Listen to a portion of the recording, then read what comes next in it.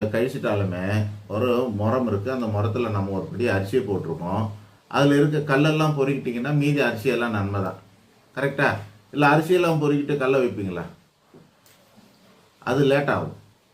அதனால் கொஞ்சமாக இருக்கிறத எடுத்துடலாம்.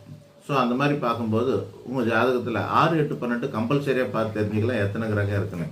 அதில் 1 தான் இருக்குது, 2 தான் இருக்குது, 3 தான் இருக்குதுன்னா உங்கள் ஜாதகம் ஓகே நல்ல ஜாதகமாக அர்த்தமாயிடும். சரியா?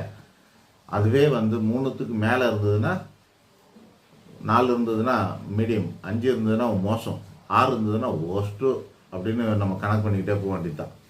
அதுபோல் கிரகங்களில் உச்ச கிரகம் நீச்ச கிரகம்னா என்னன்றதை சொல்கிறேன் பாருங்கள். உங்கள் ஜாதகத்தை எடுத்து வச்சுக்கோங்க, நம்ம வீடியோ போட்டுங்க, இந்த இடத்துல ஸ்டாப் பண்ணி வச்சுக்கோங்க. நான் ஒரு ஸ்லைடு காட்டுறேன், அந்த இடத்துல ஸ்டாப் பண்ணி வச்சுக்கோங்க. ஸ்டாப் பண்ணி வச்சுக்கிட்டு அது மாதிரி உங்களுக்கு இருக்குதான்னு பாருங்கள். இது தெரியுதா? அப்போ இந்த இடத்துல நீங்கள் வீடியோவை ஸ்டாப் பண்ணி வச்சுக்கோங்க. வச்சுக்கிட்டு என்ன பண்ணுங்க,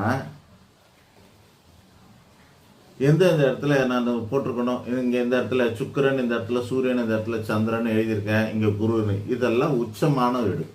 இந்த இடங்கள்ல கரெக்டாக அதே இடத்துல உங்கள் ஜாதகத்தில் அதே மாதிரி இந்த கார்னரில் சுக்கிரன் இருக்காரா, இந்த கார்னரில் புதன் இருக்காரா அப்படின்னா அதெல்லாம் உச்சம் பெற்றிருக்குதா அர்த்தமாக இருக்கும்.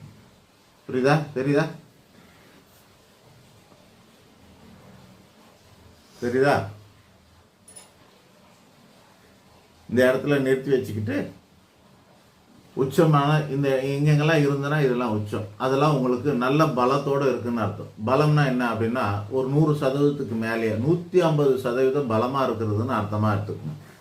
சொந்த வீட்டில் 100%, இது உச்ச வீடுங்கிறதுனால அதை விட அதிக பலங்கிறதுனால 150% பலமாக இருக்குதா. உங்கள் ஜாதகத்தில் இதே இடத்துல இதே கட்டத்தில் அந்த கிரகம் இருக்குதா, அதே கிரகம் உங்கள் ஜாதகத்தில் இருக்குதான்னு பார்த்துக்கிட்டிங்கன்னா போதும், அதெல்லாம் பலமாக இருக்கணும்.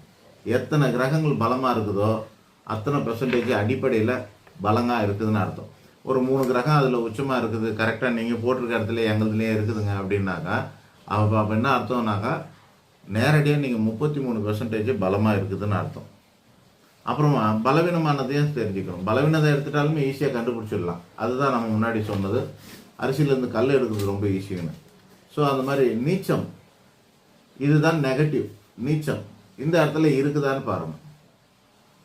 முதல் இடத்துல புதன் இருக்கா, அடுத்ததுல சனி இருக்குதா, அதுக்கப்புறம் ராகு அல்லது கேதுவோ இருக்குதா, அதுக்கப்புறம் இந்த இடத்துல செவ்வாய் இருக்குதா,